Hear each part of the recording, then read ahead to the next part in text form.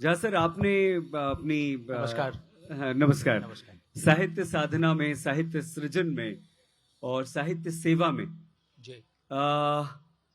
क्या कभी ऐसा महसूस हुआ आपको सर, क्योंकि सवाल उठाने का काम भी आपने किया, जी। तो आपकी भूमिका दोहरी हो जाती है। जी।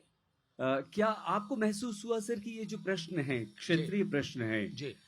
इन प्रश्नों पर गंभीरता से कभी विचार ही नहीं किया गया, कभी इस तरह की चर्चा ही नहीं हुई, कभी मध्य प्रदेश में जिस परिषद का उल्लेख उर्मिला मैम ने किया, उस तरह से देश भर में हमने प्रयास ही नहीं किया।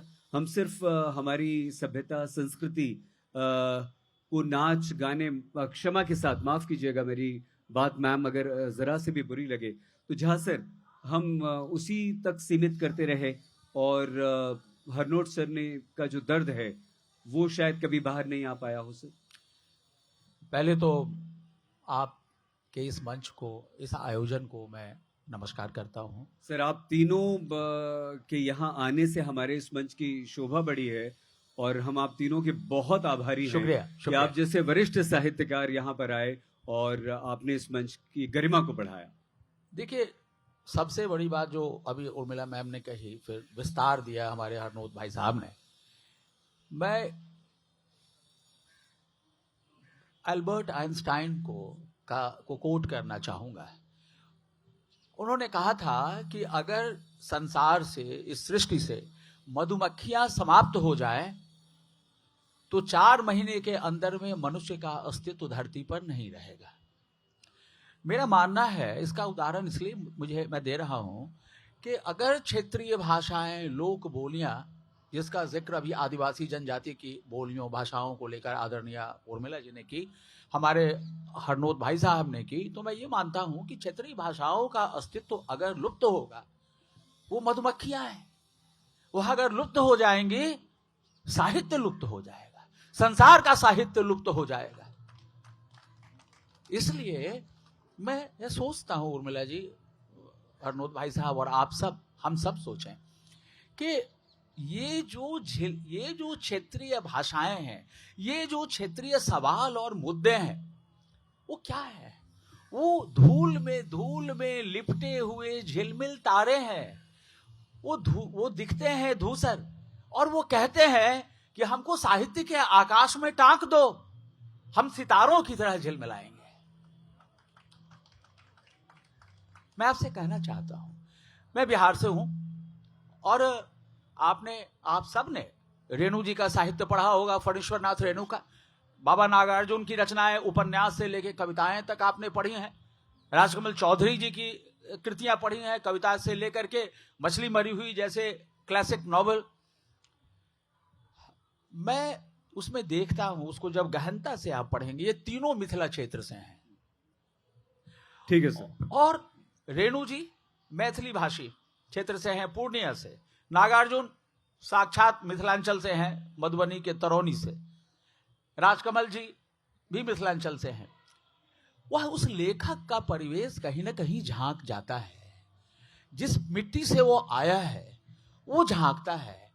तो ये उसमें क्षेत्रीय भाषा का, मैथिली का जादू आप देखेंगे इन उपन्यासों में। अब रेणु जी जब कहते हैं कि सारे गांव में यह खबर आग की तरह, पहली पंक्ति है मैला आंचल की, आप याद करेंगे, सारे गांव में यह खबर आग की तरह फैल गई कि मिलिट्री ने बहरू चथरू को गिरफ्त कर लिया है। वो गिरफ्तार भी नहीं उपयोग करते हैं।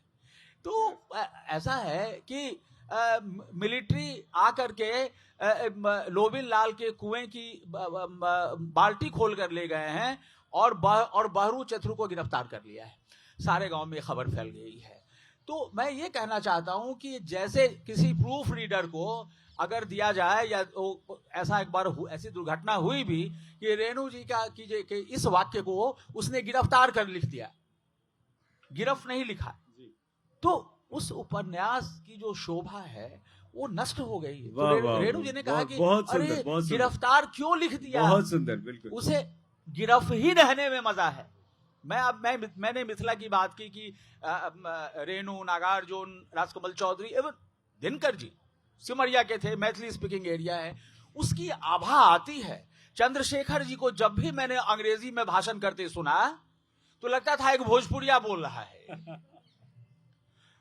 प्रणब बाबू आदरणीय, जब कभी हमारे माननीय आदरणीय राष्ट्रपति बोल रहा है। वो अंग्रेजी बोलते थे तो लगता था बांग्ला भाषी प्रणब बाबू बोल रहे हैं।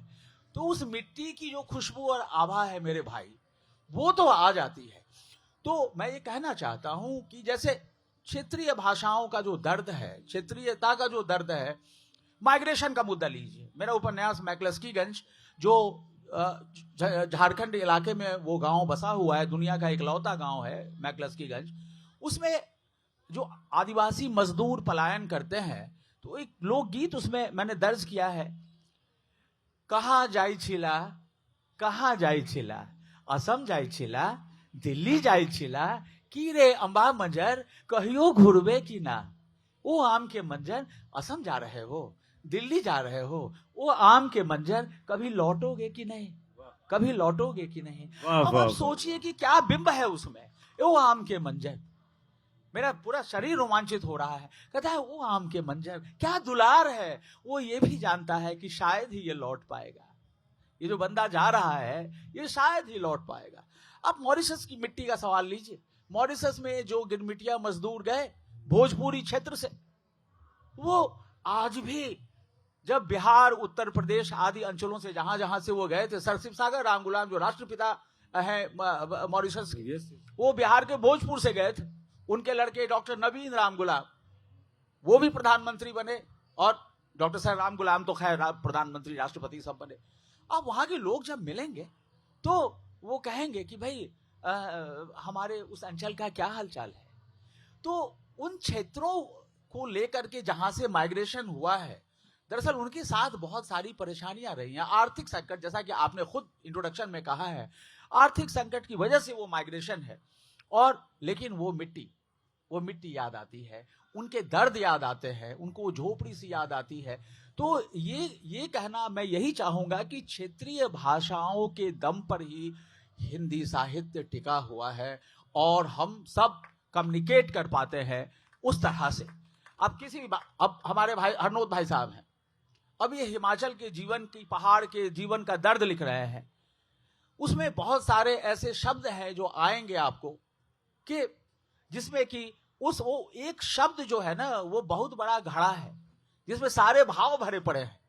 हमारे मिथिलांचल में एक शब्द कहा जाता है, जैसे it is drizzling, it is drizzling, fine, वो आपको ठीक है।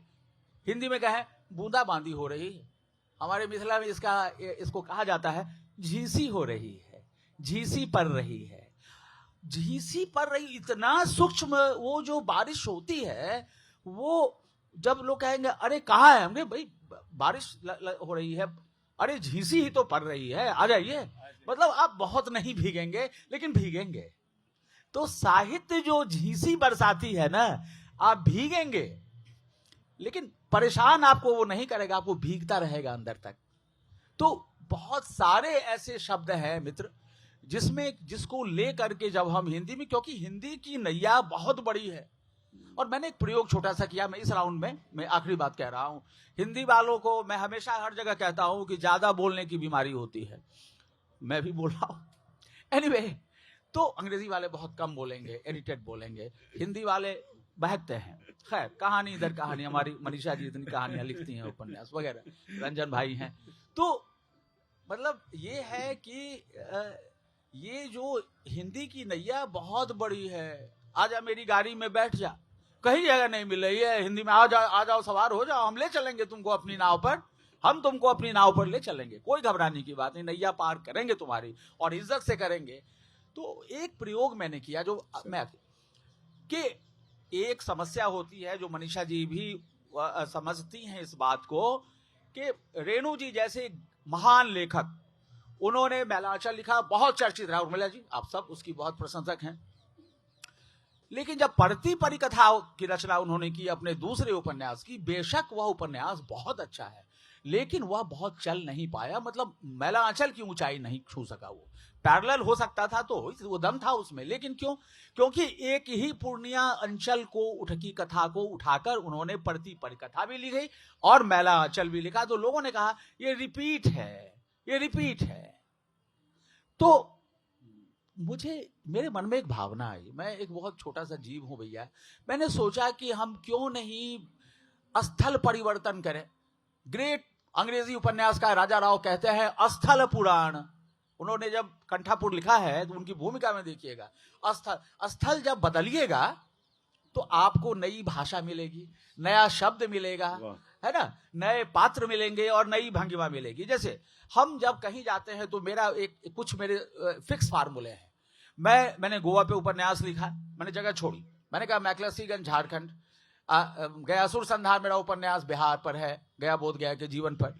तीसरा लिखा वर्षावन की रूप कथा जो कर्नाटक के जीवन पे है, जहां मालगुडी डेज की शूटिंग हुई थी, ठीक है। और इस तरह मैंने कहा कि जगहों को बदलो तो क्या होगा, रिपीट का आरोप नहीं लगेगा। तो मैं कहीं जाता हूं तो मैं वहां मुहावरे की एक किताब ढूंढता हूं कि इस इलाके के मुहावरे क्या हैं। तो जब मैं वर्षावन की रूप कथा लिख रहा था कर्नाटका के पृष्ठभूमि पर, तो उसमें मैंने एक लिया, उसमें कई मुहावरे थे। उसमें एक था, आप कुछ भी कर ले डोसा का मुंह बंद नहीं कर सकते हैं।